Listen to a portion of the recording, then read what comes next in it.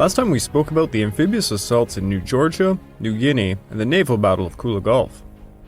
The boys in New Guinea were edging ever closer to their objective of Leh, while drawing the Japanese attention elsewhere. Over in the Solomons, Admiral Kusaka tossed as many aircraft as he could to thwart the multiple Allied landings, but it was to no avail. Having depleted his air power, now he turned to the Navy to see if they could reinforce New Georgia before another Guadalcanal situation could occur. Rear Admiral Akiyama was given the task of launching a Tokyo Express to New Georgia, while also trying to give some fight to the enemy. Aboard his flagship, the Nizuka, Akiyama did indeed give a fight to the Americans, showcasing a brand new type of radar and the ever-trusty Type 93 Long-Lance torpedo. The Japanese managed to land a few of their boys, and now a real fight for New Georgia was about to begin. This episode is the fall of Mubo and the Battle of Kolombangara.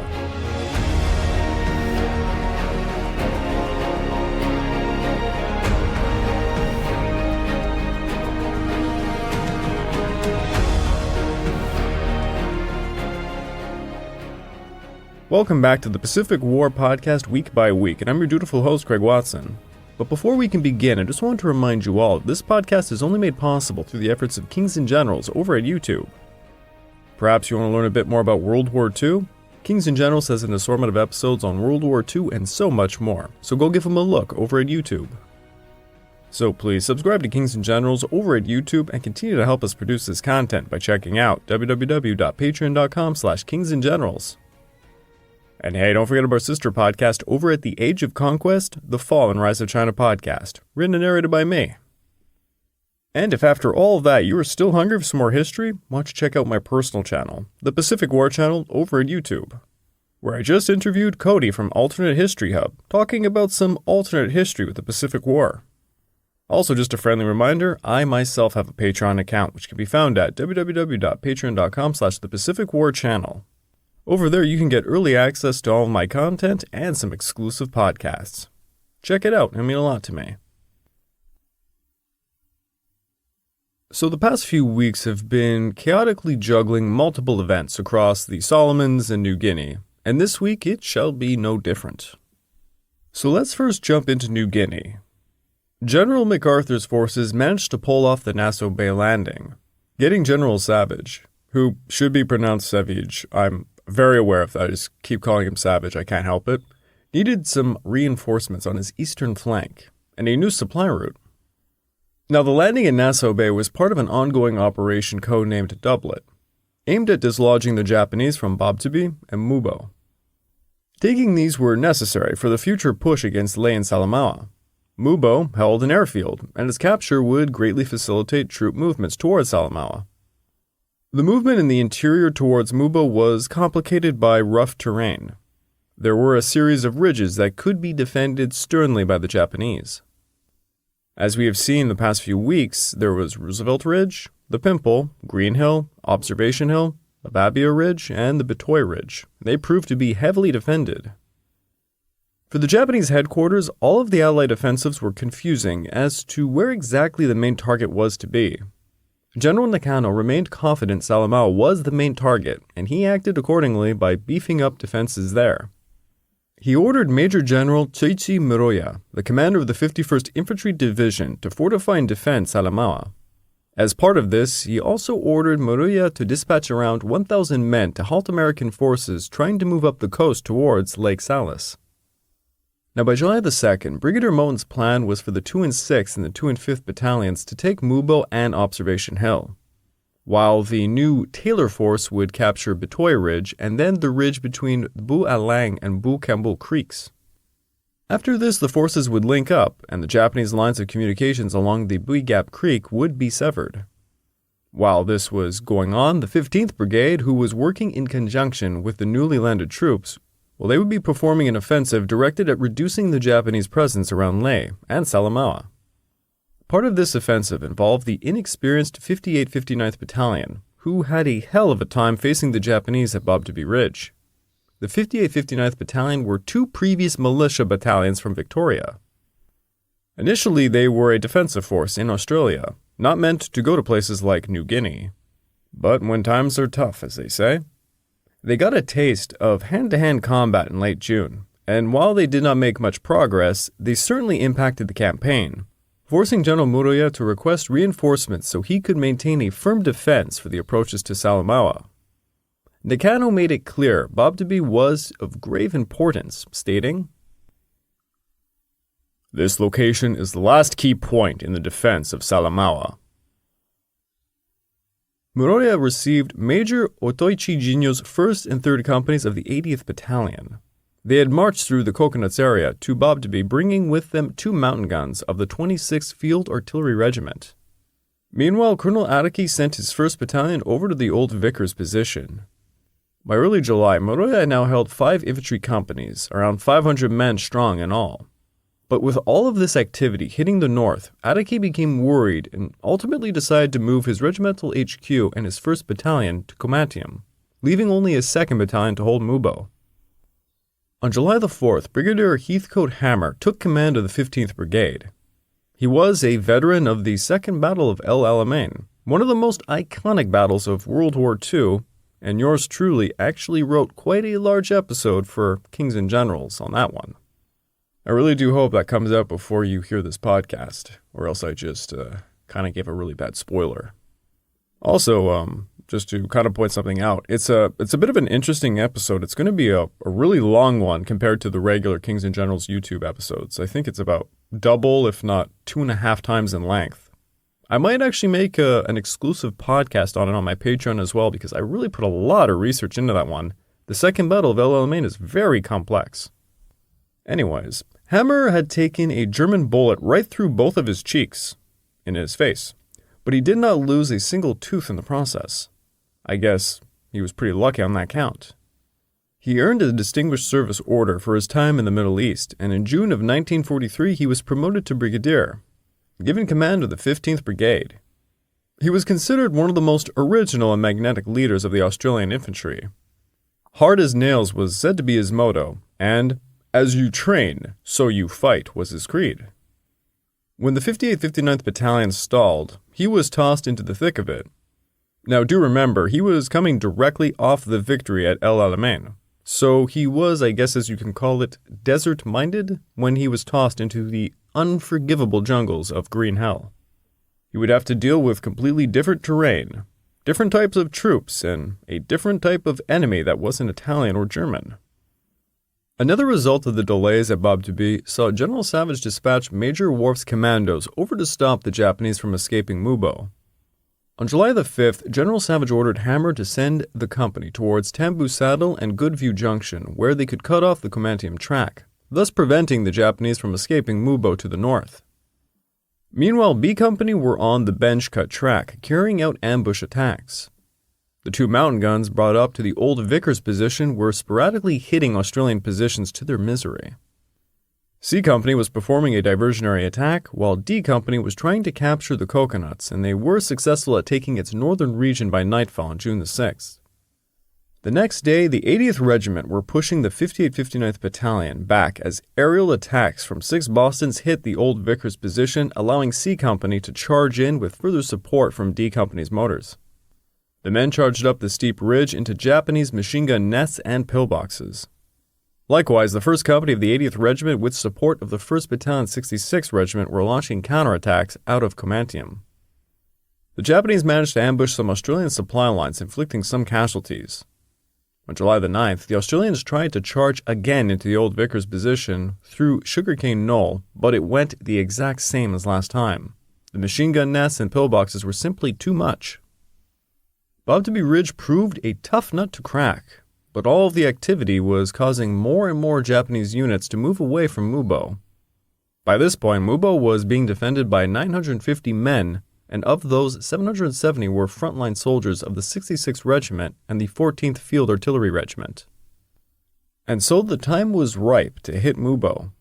Mountain tossed Companies A and B from the 2 and 6th and Company C from the 2 and 5th towards Mubal Creek, C Company of the 2 and 6th at Lababia Ridge, D Company of the 2 and 6th at Saddle, and the remainder of the 2 and 5th Battalion into reserve. Worf's commandos went to work cutting off the escape route along the Komatium track at Goodview Junction, but his forward units were spotted by Japanese patrols. As the commandos approached the area, the Japanese came down from Orodubi, ambushing them at Ambush Knoll, because of course that's its name. Silly Aussies. And this resulted in some lost supplies. Hammer was determined not to be thwarted by any delays, so he ordered Worf to launch a counterattack immediately. The commandos were able to push the enemy back and reclaim their lost supplies, some of which were mortars and machine guns. On the night of the 6th, Worf was ordered to leave a force to secure Wells Junction, while the rest of his men would proceed to cut off the escape route. During the morning of July the 7th, Moton's leading companies were wading through some waist-deep water in the Bupao Creek due south of Observation Hill. The Allied assault against Mubo was set to begin at 9:30 a.m. on the 7th, with Mitchell bombers coming in to strafe the Kitchen Creek, Woody Island, and the Observation Hill. After this, some Bostons and Liberators would likewise bomb and strafe some other targets. The view from the ground was quite the spectacle for Moton's men. It looked like the entirety of the Mubo Valley was being enveloped in thick black smoke and flames as the bombers dropped their payloads. Over 159 bombers and fighters dropped 109 tons of bombs over the Mubo area.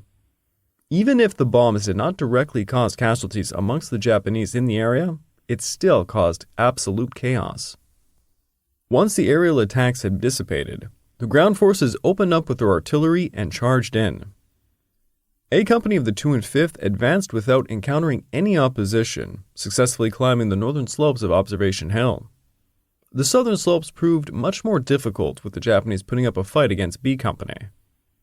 B Company was forced to take up a defensive position in a kunai patch southwest of the slopes of Observation Hill. During this time, artillery over at the beaches of Naso Bay were being moved further inland, and they would arrive at Napier by July the 8th. This allowed Taylor Force to have the guns necessary to launch an assault upon Bitoy Ridge.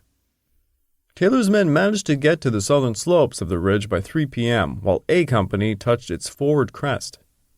B Company likewise broke through to the north and got to a point between Kitchen and the Buisavella Creek. A Company attempted another assault against Observation Hill, but was repelled again, prompting Captain Dexter's D Company to be sent in to reinforce them. July the 9th saw numerous patrol clashes as Australians prodded deeper and deeper into the area. In the afternoon, the Japanese sent a strong counterattack against the 2 and 5th Companies, seeing some fierce fighting, as noted by Arthur Pearson of D Company. In most cases, we were firing blind, but sometimes we were able to pick up the smoke from the rifles. Pearson at one point jumped into a weapons pit, trying to draw the Japanese fire his way. A bullet came at him, piercing the stock butt of his rifle before slamming into one of the soldiers beside him, killing the man dead. Pearson had no idea where the bullet had come from and frantically fired into the jungle, hoping to hit a Japanese sniper. A large reason why the Australians could not find the Japanese was because the Japanese rifles had a very, very low muzzle flash. Honestly, it was perfect for night fighting, and it was made specifically for that. The next day saw a lot of the same, just more patrol clashes. On the 10th, B Company engaged the enemy around Kitchen Creek. Meanwhile, U.S. infantry had cut the main track north of the Buyalang Creek on the 9th. The Americans began advancing down the Bui Gap Creek, then south to the Comantium track by July the 10th, before hitting Bui Gap, where they drove off a bunch of Japanese. The Americans guessed the Japanese on Mubo were using a route northeast along the Bukumbul to withdraw to Mount Tambu. With the Australian and now Americans infiltrating the sector, General Nakano had ordered the Mubo garrison to pull out as of the 11th, back over to Comantium. To mask their withdrawal, the Japanese planned to begin moving after sundown. By July the 13th, they made their way along the saddle to Mount Tambu, but the Americans had spotted them and gave them hell using artillery. The Japanese got out, but they suffered many casualties doing so. On July the 12th, with the Japanese leaving the area, the Australians seized the Pimple, Green Hill, and Observation Hill with very little opposition. Thus, the Allies had finally driven the Japanese out of their positions near Mubo, but they had also allowed them to escape. It turned out to be quite the fiasco, with General Savage and Herring both believing they controlled the U.S. troops of the 162nd. But in truth, General Fuller refused to relinquish command to either of them. This confusion helped the Japanese squeeze out, though they did suffer 313 deaths and 981 casualties. The Australians received around 300 casualties. Mubo had fallen. Its airfield was captured. Mop-up operations would go on for some time, but most of the Japanese outposts were cleared out. With Mubo taken, the path to Salamaua lay was ever closer. But now we are going to have to head over east into the Solomons. General Wing's 172nd and 169th Regiments were assembling at Zizana by July the 6th. Their task now was to advance along the Baraki River towards Munda. Meanwhile, on the northern coast of New Georgia, Colonel Liversedge's men successfully landed at Rice Anchorage by July the 5th. His force was the 1st Marine Raider Battalion, the 3rd Battalion 148th Infantry, and Companies K and L from the 145th Infantry. His men began their advance towards what was known at the time as the Dragon's Peninsula. And at the same time, as a result of the Battle of Kule Gulf, the Japanese were able to land some of their men of the 13th Regiment over at Villa. Defending Villa were forces led by Colonel Tomonari Satayoshi. With more men in hand, General Sasaki intended to move his troops via barge through Barioko so that they could reinforce Munda. Sasaki had already brought his 3rd Battalion 229th Regiment over from Villa using said barges. He was quite lucky the first time, but he now felt the Americans would try to attack the airfield directly, perhaps by setting up artillery on the nearby Hopai Island. Rovian Island likewise could be used as a staging area for amphibious tanks to charge over. Thus, Sasaki brought over some 8cm dual-purpose guns and some 13mm anti-aircraft machine guns to try and defend the beaches. He also ordered Major Sato's 2nd Battalion of the 229th Regiment to dig some anti-tank ditches along the beach with the intent of smashing any enemy tanks at the water's edge. He received word of the landings made at Zizana on July the 3rd, prompting him to quickly reinforce his eastern line that ran north from Iligana Point.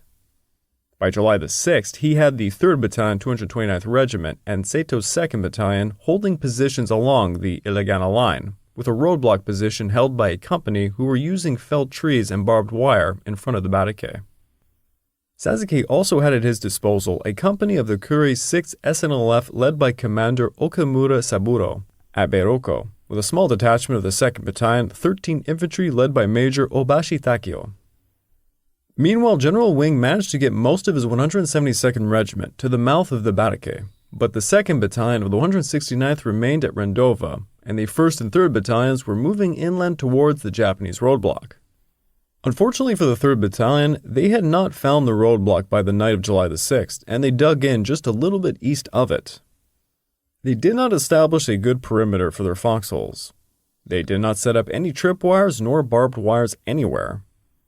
Thus, when darkness came, so did the Japanese from the roadblock. The Japanese performed their classic infiltration tactics. The men in the foxholes began to hear random screaming, the odd firing of rifles all around them.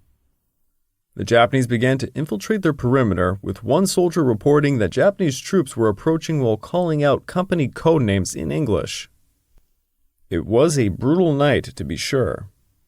The shaken men of the 3rd Battalion advanced with Company I leading the way. They found themselves running into a Japanese machine gun position by 10:55 p.m. around the Munda Trail.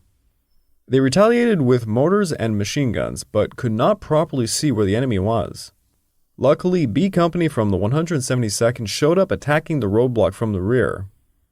In the carnage, 3 platoon leaders were wounded, K Company's commander was killed, no progress was to be made. Firing lanes were drawn out.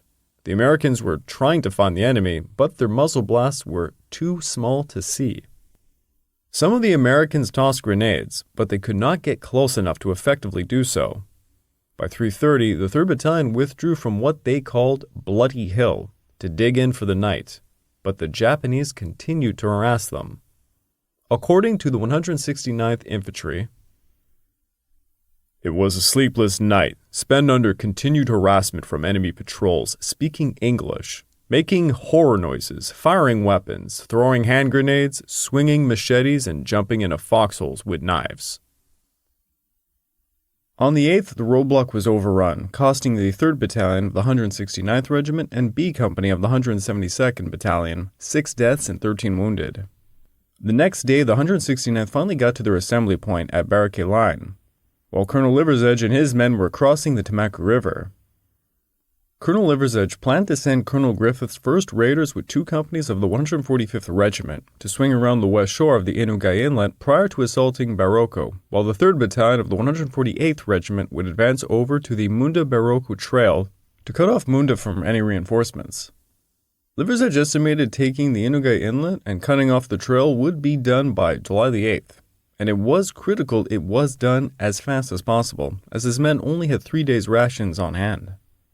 In the late afternoon on the 7th, the 148th managed to reach the trail and they created a roadblock the following day. Griffith's team secured the villages of Triri and Maranusa, clashing with a few Japanese patrols along the way. After capturing the villages, the men came across some Japanese documents showcasing the defense plan for Inugai Inlet. On the 8th, the raiders moved out of Triri, en route to Inugai, only to run into an impassable mangrove swamp. Meanwhile, Major Obashi launched a counterattack against Triri, which would eventually be repelled. Griffith got the men to resume the advance using another trail west of the swamp, and they soon found themselves around Leland Lagoon, where they clashed with some more Japanese.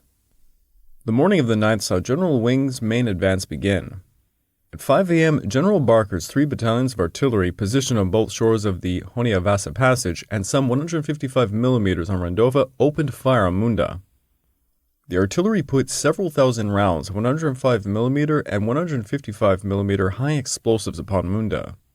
This was followed up by a naval bombardment by the USS Fahrenholt, Buchanan, McCalla, and Ralph Talbot, who were firing from the Blanche Channel, showering Munda with over 2,000 5-inch shells. Then, on top of all of that, 107 Dauntless and Avengers dropped 79 tons of bombs over Munda, Inugai, and Baroko Harbor, beginning at around 8:30 a.m. The Japanese recorded that the area was lit up like it was daytime. The 172nd Regiment forded the Barraquet, and the 169th was unable to move because of the battle against the Japanese roadblock. On the night of July the 6th, Admiral Semejima sent the rest of the troops that were supposed to be transferred during the Battle of Kule Gulf, 1,200 men of the 2nd Battalion of the 13th Regiment. The men were aboard 4 destroyer transports, the Matsukaze, Yunagi, Mikazuki, and Satsuki, escorted by the cruisers Sendai and Shokai, and 4 other destroyers, the Yukikaze, Hamakaze, Tanikaze, and the Yugure. They only saw some harassment from a small strike force consisting of 5 PBYs as they made their way over to Villa, but they safely returned. Admiral Kusaka requested some naval reinforcements from the combined fleet, so Admiral Kogo sent Admiral Nishimura's Cruiser Division No. 7, arriving on the 11th. Alongside this, Rear Admiral Izaki Shunji came over with light cruiser Jinsu and destroyer Kiyonami, taking command of the reinforcement unit. Back on land, the Kure 6 batteries were firing upon Rice Anchorage, prompting Griffith to begin the assault on Inugai Inlet. Supported by mortars, B Company stormed the village of Bakuneru. The Japanese began withdrawing from Inugai, allowing the Americans to seize it by the 11th. This came just in time, as the raiders had run out of food and water by this point. The raiders had paid heavily, suffering 47 deaths, 80 wounded, and 4 men were missing. The Kure 6 SNLF would report 81 deaths, and a platoon of 50 men had gone missing as well.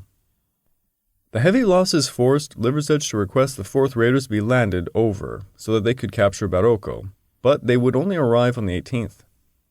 Meanwhile, Colonel Tomanari brought forward his 1st and 3rd Battalions to Baroko to help reinforce Munda.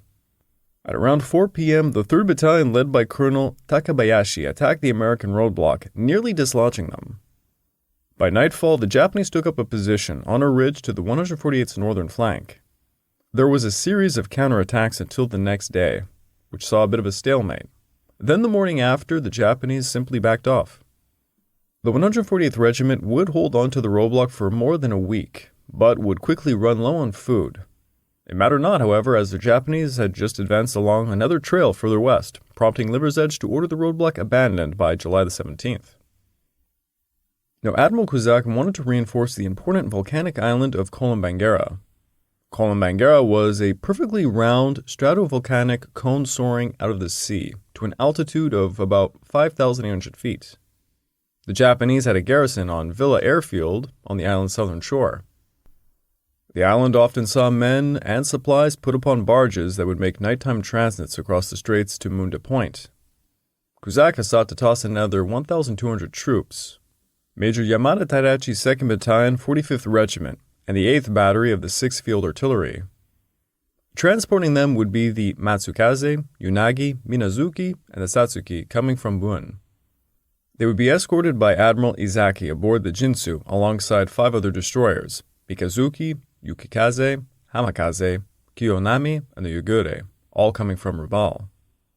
Unfortunately for the IJN, Allied coast watchers saw and reported their movements, and Admiral Halsey responded by ordering Admiral Ainsworth and Task Force 18 to intercept them. Ainsworth would have the light cruisers USS Honolulu, St. Louis, and the Royal New Zealand light cruiser Leander. He would also have destroyers USS Nicholas, O'Bannon, Taylor, Jenkins, Radford, Ralph Talbot, Buchanan, Maury, Woodworth, and Gwynn. Now, half of Ainsworth's force came from Captain Ryan's Destroyer Squadron No. 12, who were quite inexperienced. Ainsworth set up his force, making his vanguard the Nicholas, followed by O'Bannon, Taylor, Jenkins, and Radford. Honolulu, Leander, and St. Louis followed up in the center. Ainsworth specifically placed Leander in the middle because she held inferior radar, and he preferred St. Louis to take the lead out of the cruisers. Ryan's destroyers would take up the rear with Ralph Talbot, followed by Buchanan, Maury, Woodworth, and Gwynn. By 5 p.m., Task Force 18 was sailing once again for the Kool-Aid Gulf. Task Force 18 had left Tulagi at 5 p.m. on July the 12th under clear skies and calm seas. As they passed Savo Island, Ainsworth took a course along the west coast of Santa Isabel, hoping to use it to hide his force from Japanese reconnaissance aircraft. At 12:35 a.m., a PBY reported the course and composition of Izaki's force, and so Ainsworth headed in for an interception.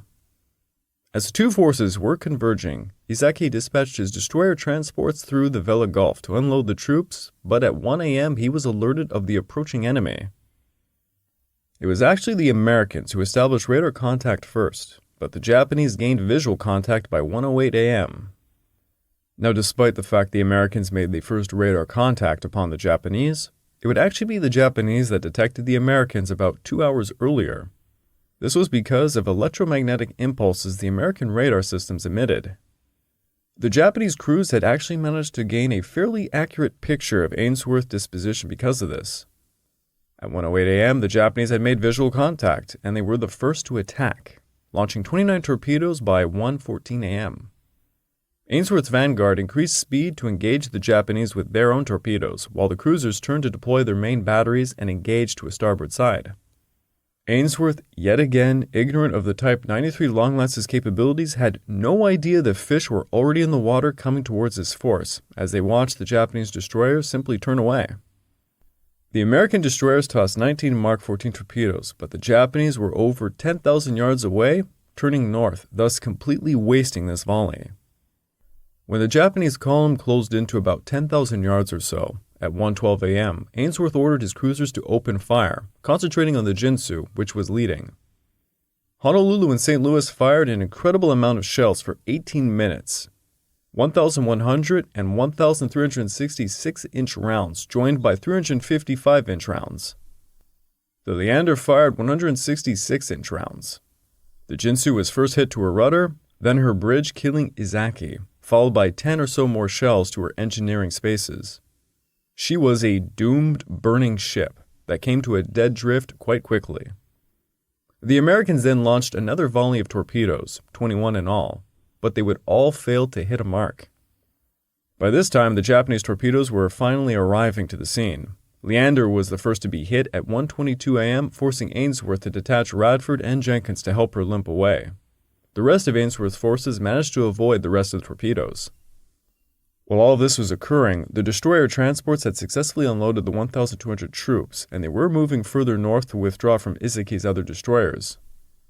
The Japanese were not running away, however. They were just getting to a safe position to reload torpedoes and then to re-engage. After finishing off the Jinsu at 1:45 a.m., Ainsworth ordered his force to pursue the enemy going northwest. They made radar contact again at 1:56 a.m., but Ainsworth doubted the blips to be the enemy. For some reason, he believed the blips to be his vanguard ships. So instead of opening fire, Ainsworth attempted to make contact with the vanguard force, and he began firing star shells, and this would prove to be a fatal error. The Japanese launched another volley of 31 torpedoes. At 2:08 a.m., the first to be hit was St. Louis. It opened her bow. Next was Guin, which took a hit to her number 2 engine room. Honolulu received a hit to her starboard bow at 2:11, with another hit to her stern, which didn't explode. Honolulu's rudder jammed, and she nearly smashed right into the Guin, coming within 50 yards of her. And that effectively ended the battle as Ainsworth ordered the task force to withdraw back to Tulagi. The Guin had lost 61 men, and she was forced to be scuttled. Leander lost 28. The Jinsu, 482, and another Japanese admiral was dead. 21 survivors of the Jinsu were rescued later on by the I-180. A few others were picked up by American ships. The Japanese had won a tactical victory, and they demonstrated yet again their superior night fighting capabilities. But it was a Pyrrhic victory in many ways as well. The Americans could afford to lose some ships. The Japanese, however, could not.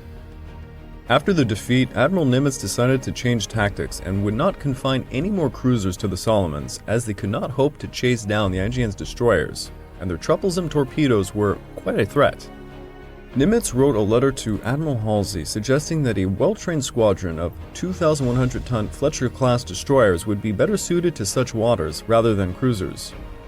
Halsey argued despite the Japanese having superior torpedoes, he believed Ainsworth's Night Battle Plan A that had employed SG radar with radar-directed gunnery were still superior to anything the IJN had. He thought the real solution appears to be the greatest volume and weight of gunfire that can be incorporated into a highly maneuverable unit, and a unit that is certainly not appreciably weaker than the enemy unit. Regardless, Halsey went to work designating 2 squadrons of 2,100-ton destroyers to take over New Georgia operations, and he would not risk any more of his cruisers going up the slot on any more of those missions. I would like to take this time to remind all of you that this podcast is only made possible through the efforts of Kings and Generals over at YouTube. Please go subscribe to Kings and Generals over at YouTube and continue to help us produce this content by checking out www.patreon.com/kingsandgenerals. And hey, don't forget about our sister podcast over at The Age of Conquest, the Fall and Rise of China podcast, written and narrated by me. And if after all that you are still hungry for some more history, why don't you check out my personal channel, the Pacific War channel over at YouTube. Over there, I actually have a few podcasts of my own. Over there, you can check out the Canadian experience during the Pacific War with Brad St. Croix, or Alternate History of the Pacific War with Alternate History Hub's Cody. And also, just a friendly reminder, I myself have a Patreon account, which can be found at www.patreon.com/thepacificwarchannel, where you can get early access to all of my content. And I also have exclusive podcasts just for patrons, based on suggestions that they have. Check it out, it would mean a lot to me. The New Guinea and New Georgia campaigns were seeing gradual progress for the Allies, but the naval battles were much less to be desired.